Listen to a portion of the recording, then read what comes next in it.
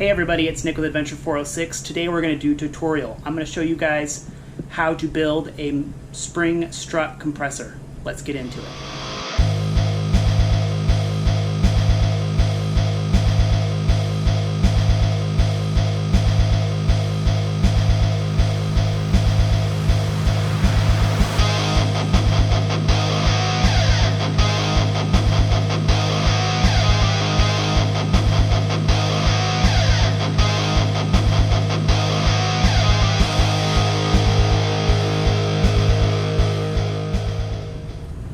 Alright, so everybody has either seen a video or had an experience with the cheap spring compressors that go on the outside of the springs, slipping, coming off, parts go shooting off across.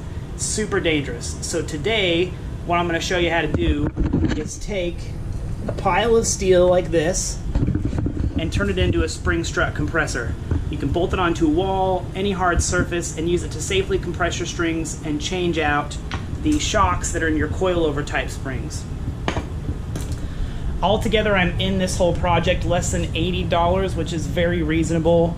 It's obviously not as cheap as running the dangerous ones from your auto parts store, but it's simple, it'll work, and if you're somebody like me who does projects like this often, it's a good thing to have in your repertoire. And I'm also going to show you how to tuck it up against the wall so it doesn't take up any additional space in your garage. Okay, so the first thing we're going to do is we're going to cut 6 little pieces out of this round tube. They can be between 1 to 2 inches each. Once those are cut, we're going to line them up and mark them on this 1.5 by 1/8 inch piece of angle iron. There's going to be 2 pieces of angle iron with 3 pieces of the round tube each. It doesn't matter which 3 pieces you use for each piece of angle iron, as long as you use the same ones when you go to put it all back together. We'll cut both of those pieces out of the angle iron and then grab our 36 inch by 2 inch piece of flat iron. I don't have a bench vise, so I'm going to bend over the ends, and this is just to facilitate a nice round kind of nook for our small pieces of tube to fit into. Once we've got our ends bent over, now we're going to mark it for drilling. This is the plate that's going to be bolted into the wall. I originally did 4 mounting holes, and then I changed my mind and decided to make it shorter, and I actually ended up going with 3. If you're using the top and bottom legs, 3 holes is a little bit overkill because the force of the project will be contained in this piece of flat iron and not by the wall. So 3 is plenty sufficient to bolt this thing into the wall.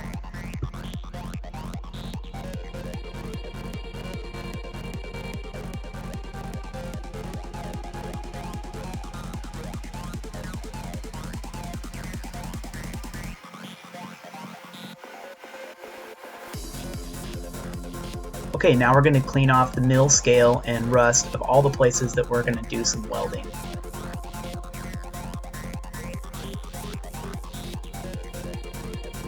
So what we're going to do now is we're going to tack the first piece of the round tube to the flat iron.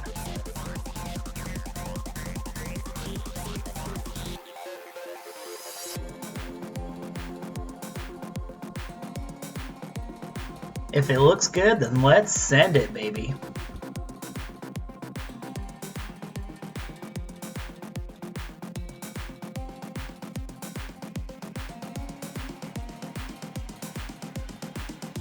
Alright, now we're going to throw a full bead on the other side of that round tube.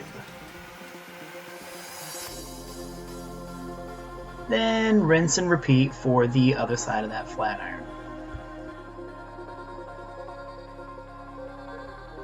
Okay, right here I'm drilling some holes into the piece of angle iron that will bolt to the legs, and now I'm drilling the actual legs themselves.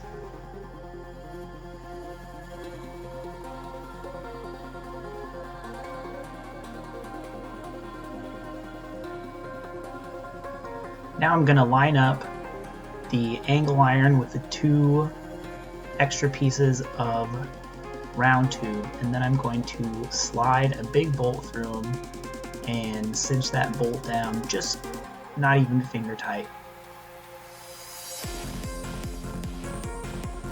Then I'll grab that piece of angle iron I just drilled, and we're gonna line it up and tack it.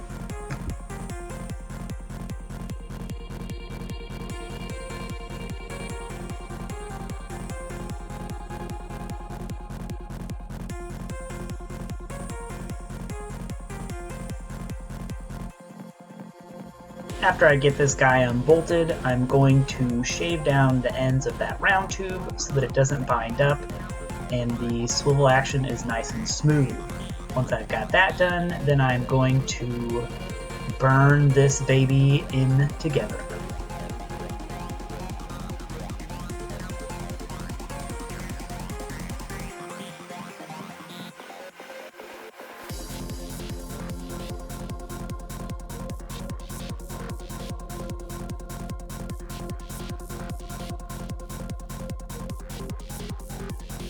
Okay, now we have to drill the swivel plate and the legs for the other end of the spring compressor.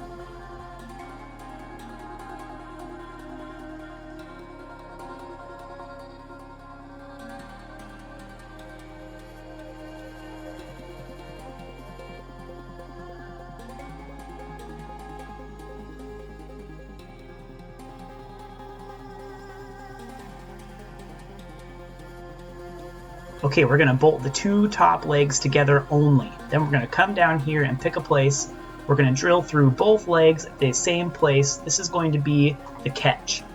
This bolt is going to prevent the compressor from spreading its filthy legs while you are straddling a spring strut that has enough compression to launch whatever you're hiding in between your legs into high orbit. Now on the second leg, I'm going to drill two holes slightly next to each other, and then I'm going to grind out the area in between. This is going to create a little bit of some room so that the catch bolt has some space to wiggle around in there.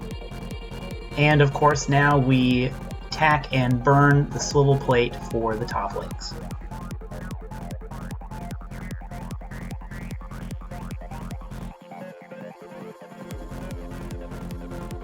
Wall mounting time. I actually ended up picking just 2 bolts to put this into cinder blocks.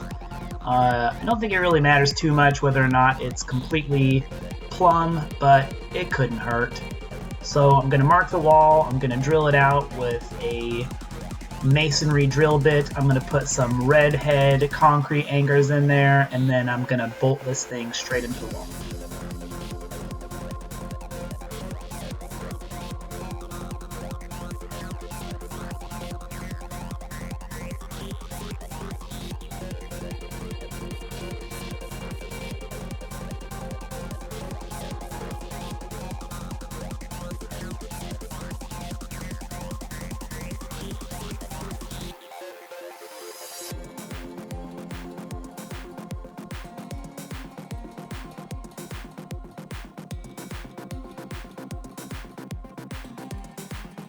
Alright, once your flat iron is securely mounted to the wall, now we just bolt everything together.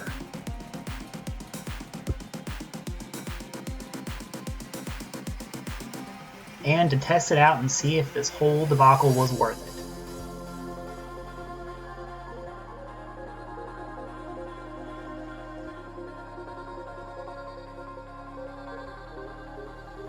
When you're swinging your legs over this thing, watch for sharp, pointy pieces of metal. Bust that big nut off and then simply stand up off it. And there, my friends, is your spring strut safely disassembled.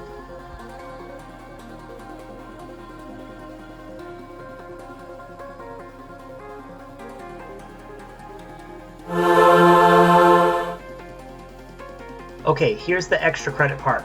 We're going to pick a spot right beneath where the 2 top legs cross together. We'll drill another hole, slap a red head wall anchor in it, and then you simply just lift the legs up and tighten the nut. Alright, here she is, done and dusted. A couple of small things I would do differently next time, but nothing too big. It allowed me to quickly and safely disassemble that strut, and that's basically what we were after. Including the drill bit for the masonry that I used for the studs on the wall, I'm into this whole project $86. So if you found this content to be valuable, please hit like and subscribe. I will see you guys next week, and you stay adventurous out there.